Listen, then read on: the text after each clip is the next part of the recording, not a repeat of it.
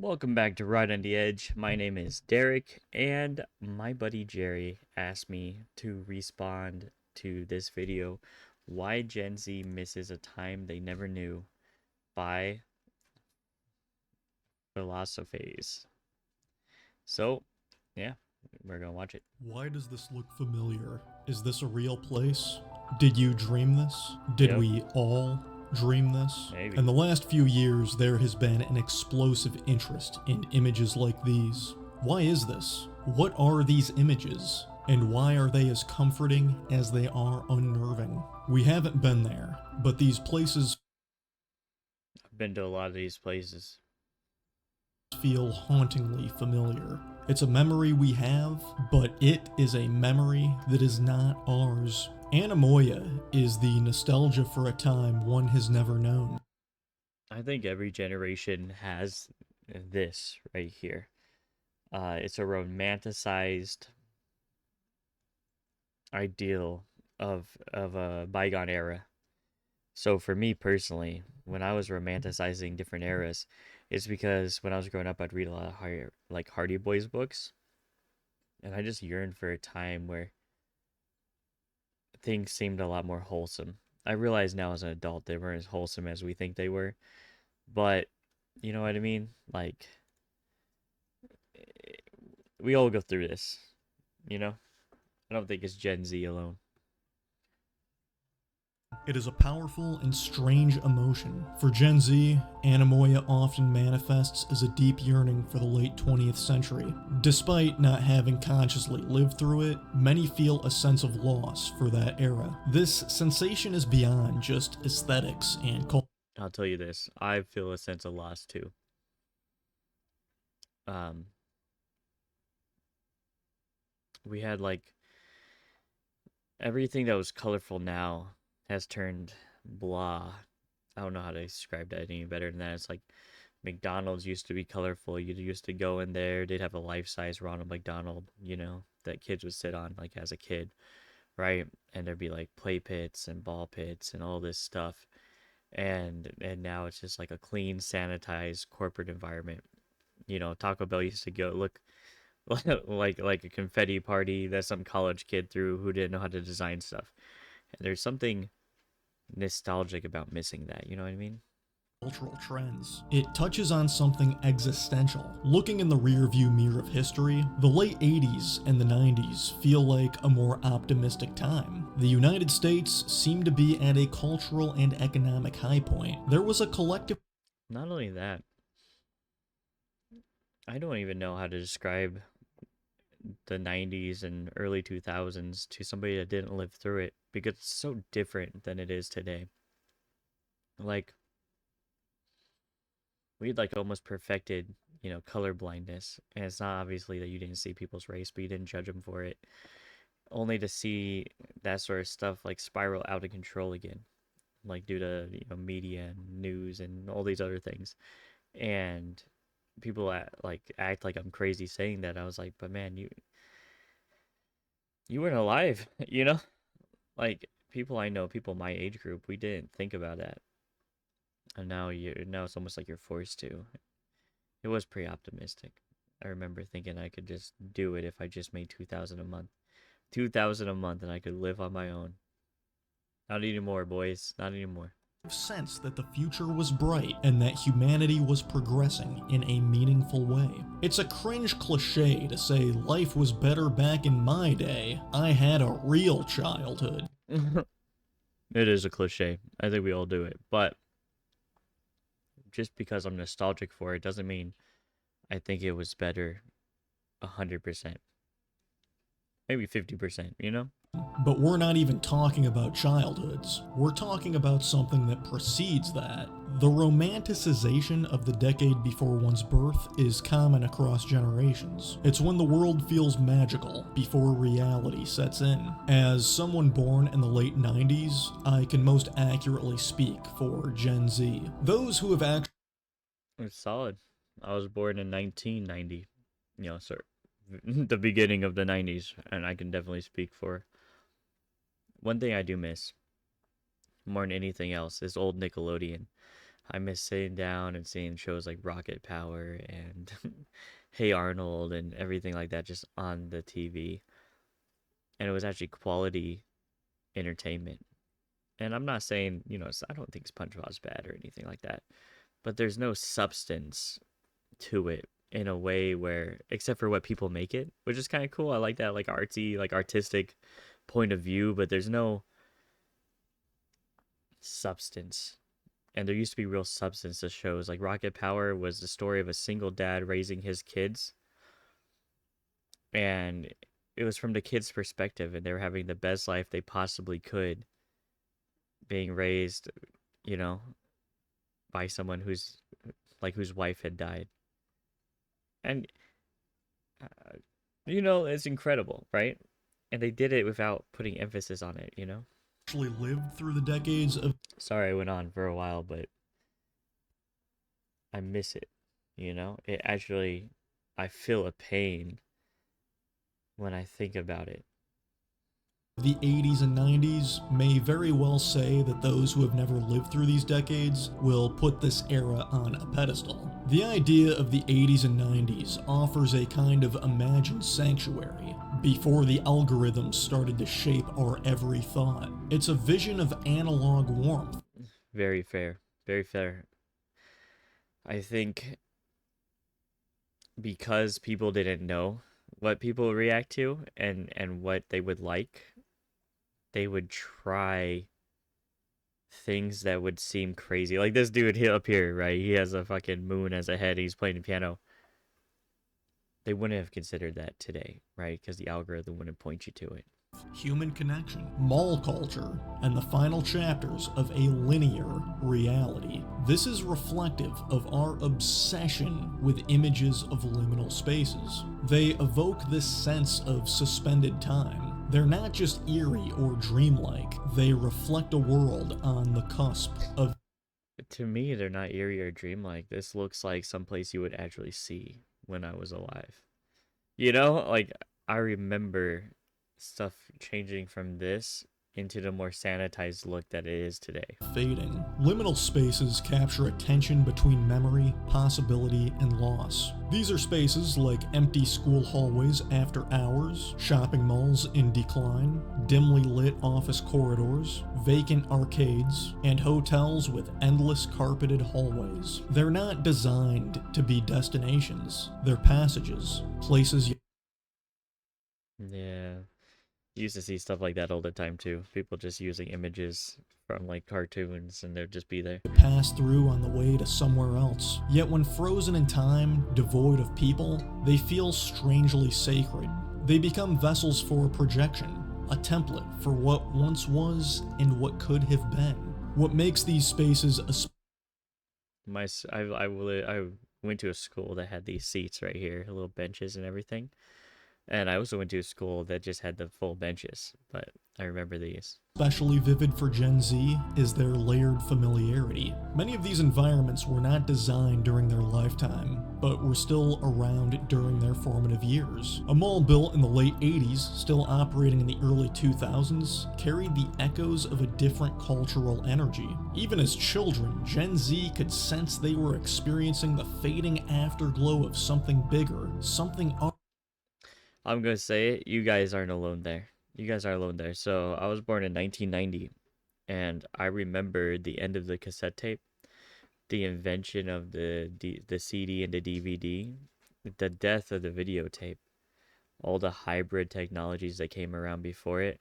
I remember when you could buy this tiny little player with like a chip in it, right? That would play like two songs maybe from someone's like album. It'd be like Britney Spears or something. You play like two songs. It was like $10 at the dollar store. And shoot, I remember when Walkman stopped being produced. So it's like cassette, CD or videotape, CD, DVD, uh, MP3. I remember the transition and it happened so fast. It was just like boom, boom, boom, boom, boom, boom, boom. And I'm grateful that it's slowed down a little bit. Like not too much, but it's slowed down. Because for a long time it was like there was no stability in tech.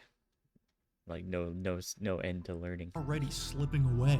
The food courts, the fluorescent lighting, the sun-bleached promotional posters, all of it felt like it belonged to an older world, one with different dreams. There is an inherited memory. These spaces evoke both personal nostalgia and cultural nostalgia. We sense that generations before us once found meaning, purpose, and joy in these spaces. That collective memory seeps into our own experience. You're also being raised by the generation that experienced those places at the height of their popularity, you know?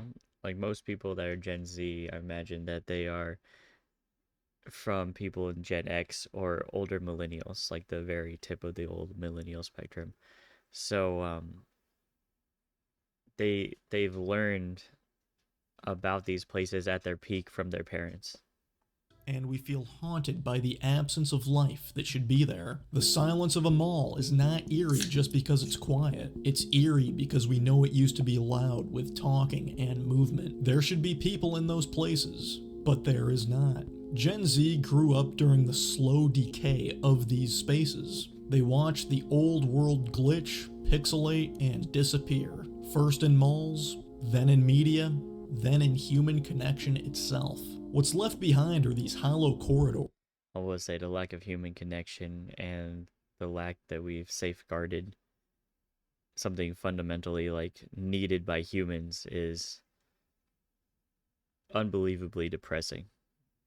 Still standing but directionless. They feel like a metaphor for growing up in a time of transition where the promises of the past no longer apply and the future is undefined. The vaporwave aesthetic evokes a paradox that resonated deeply with the new generation. It is both a critique and a longing for the late 20th century consumer culture. It is both a satire and an admiration for I'd never heard of that word before, so I've just learned something new. this era. The pastel colors, glitchy visuals, and slowed down elevator music draw from a time when malls were vibrant templates of commerce, technology felt wondrous, and globalization was still a dream full of promise. Gen Z only experienced these eras secondhand, through old media, photos, and cultural remnants. Vaporwave represents a version of capitalism where optimism still existed, but Vaporwave literally distorts the past. The warped sounds, melting visuals, and artificial nostalgia. I mean, even this picture, even this video right here, on the television that it's supposed to be on, would have looked decent, but now on this screen, and probably on the screen you're watching it on, it looks like absolute dog shit. Create a surreal, almost haunted feeling. It's not a pure celebration of the past, but a recognition of its hollowness and eventual decay. The consumer utopias of yesterday are now abandoned spaces. Vaporwave, in its own way, is a liminal space. It exists in the in-between, between memory and imagination, between critique and desire, between past promises and present realities. Like all liminal spaces, it is unsettling and beautiful, comforting yet eerie. Vaporwave floats in a dreamlike suspension, inviting Gen Z to mourn what never fully was, while simultaneously questioning what could have been. It invites us to dig deep and look at our earliest memories. As a young child, my family moved houses a couple times. I remember going on tours of these clean houses that were often empty. Houses were not supposed to be empty, and that is what made them interesting and satisfying. They were liminal spaces. I remember being amazed at these very clean, empty places. I scoped out where my room could be, and what life would be like in a new place and in a new community. The liminal space of these new houses represent potential. Well, you're picturing your life there and how it's gonna change. That's really cool.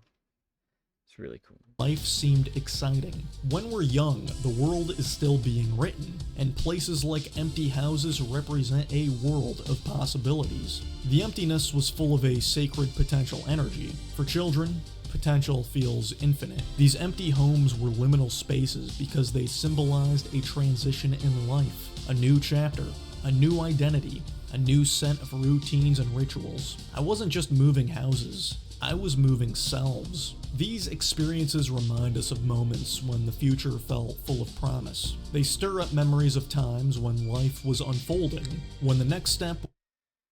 Promise, and if you're raised below a certain income bracket, suspense, tension, insecurity.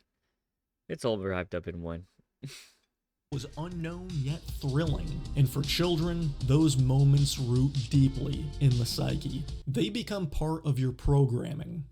Technology in the late 1990s and early 2000s was making a lot of noise. It whirred, it clicked, it loaded. It was physical and imperfect and full of wonder. It had character. Instead of scrolling endlessly, you simply waited. In the waiting, there was a sense that something new was being.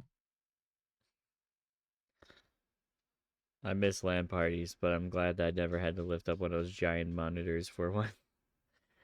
They thinned down a little bit by the time I hit that era. Born, something was loading in both the machine and in the world. For Gen Z, coming of age during this era meant watching technology grow with them. Gadgets were something external to us. They were portals. The internet wasn't yet a mirror reflecting ourselves back in filtered fragments. It was a frontier. Every glowing screen felt like a door to a bigger world. I do kind of miss the Wild West that the internet was. There was magic in the machine. The future still had an Fucking.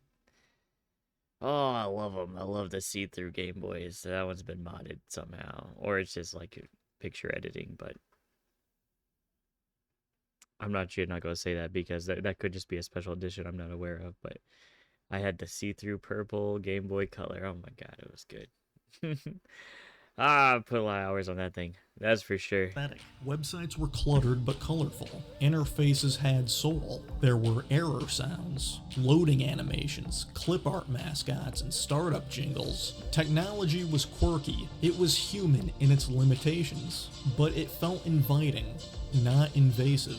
This aligns with Gen Z's earliest identity. Children full of curiosity and promise, growing with a world still optimistic about what tech could do. Both the youth and the digital world around them were full of potential, unscripted, and not yet optimized or monetized. You did not have to be useful online. You could just explore. As this generation grew older, so did technology. The change may have only appeared to get better. The devices got sleeker, but the culture grew harsher. The interfaces got smarter, but the human experience started to feel dumber. The internet stopped being a world and became a feed. I try to get a little bit of that back by turning off like the data collecting, and it works sometimes, but they still have like a shadow profile on you that kind of knows too much. That magic gave way to metrics. Eventually, we weren't using technology. The technology was using us. Well, corporations were using the technology that were using us. Because, we're a product, right? Yeah. Maybe this is why so many people in Gen Z feel a nostalgia for an old operating system. Because they feel nostalgia for an old sense of self. A self that still believed. A self that saw technology not as surveillance, but as opportunity. Not as artificial intelligence, but as authentic wonder. Though we live in a time of unprecedented technological power, many people seem to understand less about how it actually works. What was once a tool to be tinkered with has now become a seamless black box service. I know this all sounds like those baby boomer cringe and cliche phone bad memes, but this is exactly the reason those memes exist. Just because they're terrible memes doesn't mean there's not some truth to them. There's a lot of truth to them. This is exactly the reason people use technology to ironically create and distribute content on how technology is bad. But it's not that technology is necessarily bad. It's just so different from the way we once envisioned it could be. Gen Z occupies a unique in-between space. They were the I don't think it's just you guys, man. Like, You can trust me on that. It's a weird in between. last generation to grow up with the internet rather than in the internet. They watched technology evolve from something mechanical and hands on to something invisible and cloud based. They were once digital natives and digital mechanics. When my family first got DSL internet, it was absolutely mind blowing. This was the first time I realized the internet could do more than just email. My family gathered around the desktop computer. Yeah, good old DSL, man. Just so you could actually have a phone call and use the computer at the same time. Daily. Similar to how a family of the 1800s may have gotten a wagon and set out together for the Oregon Trail, my family journeyed together to explore the internet, and we would check out videos on there, which was the treasure. This was before we even heard of YouTube. We watched a lot of stupid videos. The website we watched was literally called Stupid Videos. I'm not sure this website offered any enrichment to our lives. No, but we like to pretend like it did. These videos were either just cats acting sporadic or monkeys urinating in their own mouths. However, we did pull the couch up to the desktop computer And watch the crap out of it. Yes, we did.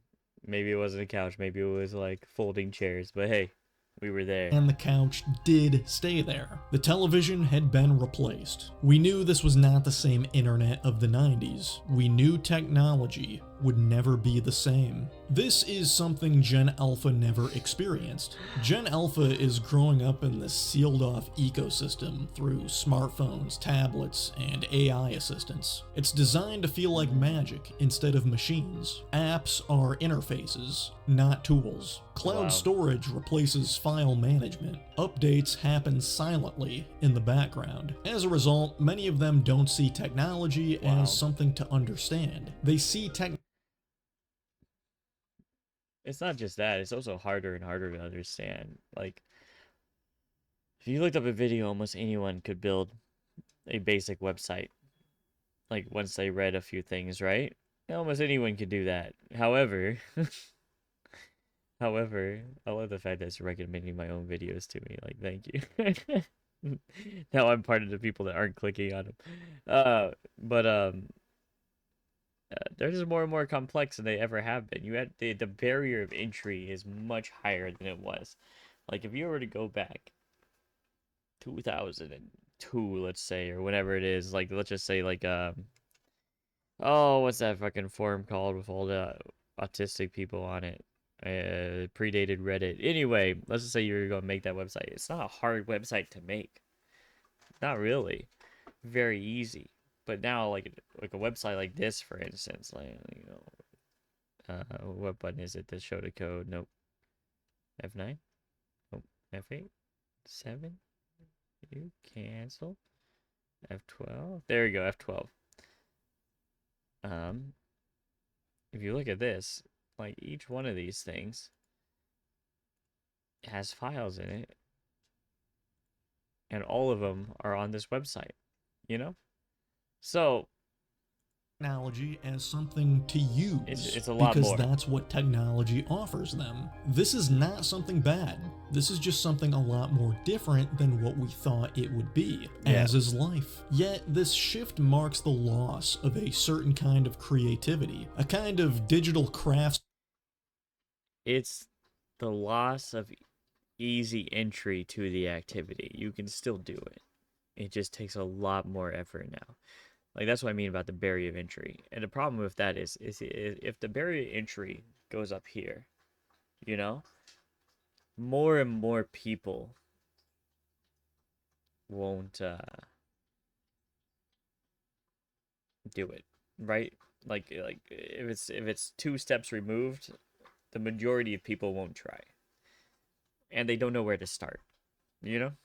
And that's we're all like that, right? Have you ever just had a project you need to do and you don't know how to do it and they're like, "Oh shit." And then you just don't do it. You keep pushing it off, pushing it off. That's why. that Gen Z just inherited from the world of the 90s, and it's part of why that era now feels so deeply nostalgic. The 90s were the last time technology felt knowable. You could open a computer tower and see the wires. You could blow into a game cartridge and make it work. There was a spirit of learning through trial and error. The future did not feel like a polished, manipulative algorithm. It just felt playful. Technology was a frontier that always invited you to create. That's part of why so many romanticize this time. It was a moment when humanity and technology felt like they were learning together. Can agree with that, the nostalgia was for a time where you could understand the world that was being built around you and believe you had a role in building it too.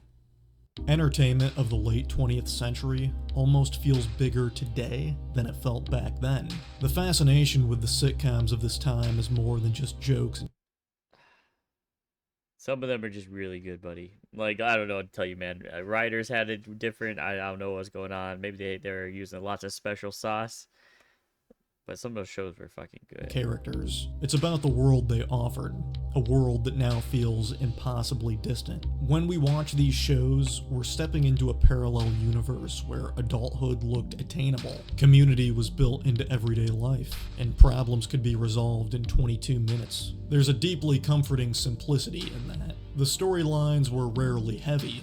The characters were endearingly flawed. Conflict never spiraled into chaos. It was digestible and silly, and always wrapped up neatly with jokes and morals. These shows did not demand cynicism from their viewers. They offered warmth, rhythm, and routine. Life was chaotic outside the screen.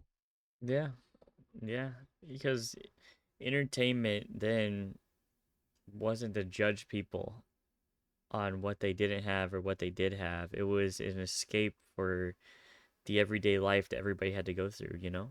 Like, we all have to work, we all have to pay bills. Entertainment was seen as an escape, so they wouldn't, you know? But sitcoms gave us structure. A living room, a diner, an oversized apartment, a workplace where everyone somehow got along. They gave us hope. Part of the fascination lies in what these shows implied about the world. It was possible to have independence, stability, and a close friend group without constant burnout. In the shows Friends and Seinfeld, young adults lived in spacious New York City apartments while working entry-level or inconsistent jobs. This setup was often mocked as unrealistic, yet it reflected unrealistic for some, but the reason why it's on screen is because it was the dream life, you know? A version of 1990s idealism rooted in possibility. Even if exaggerated, the notion that you could move to a big city, chase your dreams, and still afford rent spoke to a time when upward mobility and personal freedom felt within reach. These shows embodied the optimism of the era. The belief that independence, friendship, and self-discovery were not only I feel like this is kind of like a rose-tinted glasses sort of feeling, but I think a lot of people think that. I'm not saying you're wrong, right? This is obviously, but this is about what people think, not about the reality of the situation.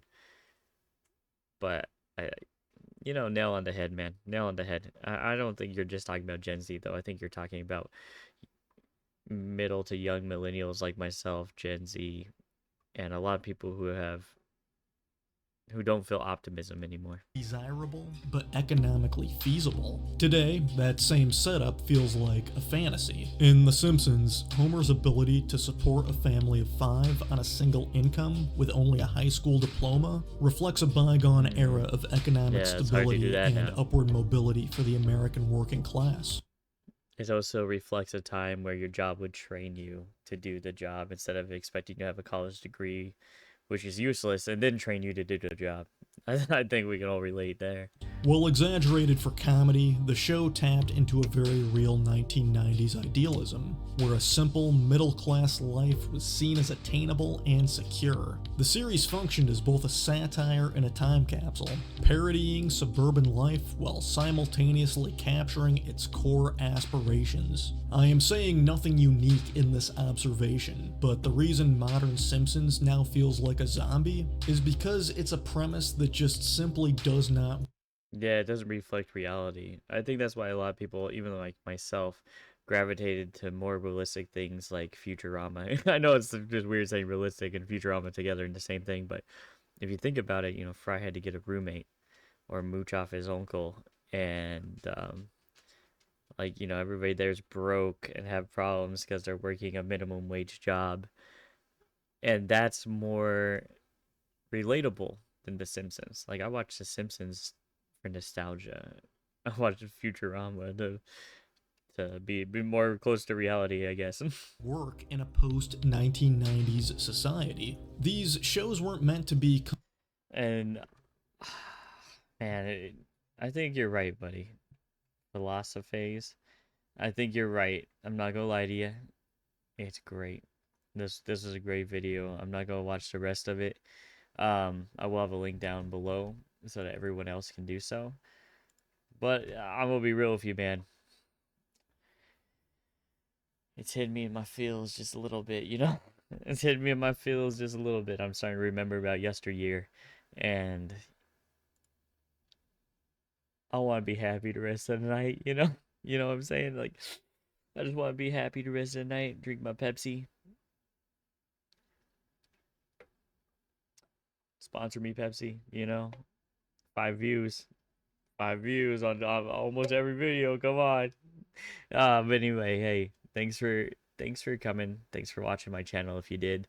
And leave a comment if you have something you'd like me to react to. I like watching pretty much everything. I like learning about stuff, and even this video, even though it's essentially from the time period I grew up in, uh, I liked watching it. I'll probably watch the rest of it off off stream or off recording. I'm not gonna lie to you guys, but so yeah, just let me know if there's anything you'd like to see. And as always, I hope you have a great day. Bye bye.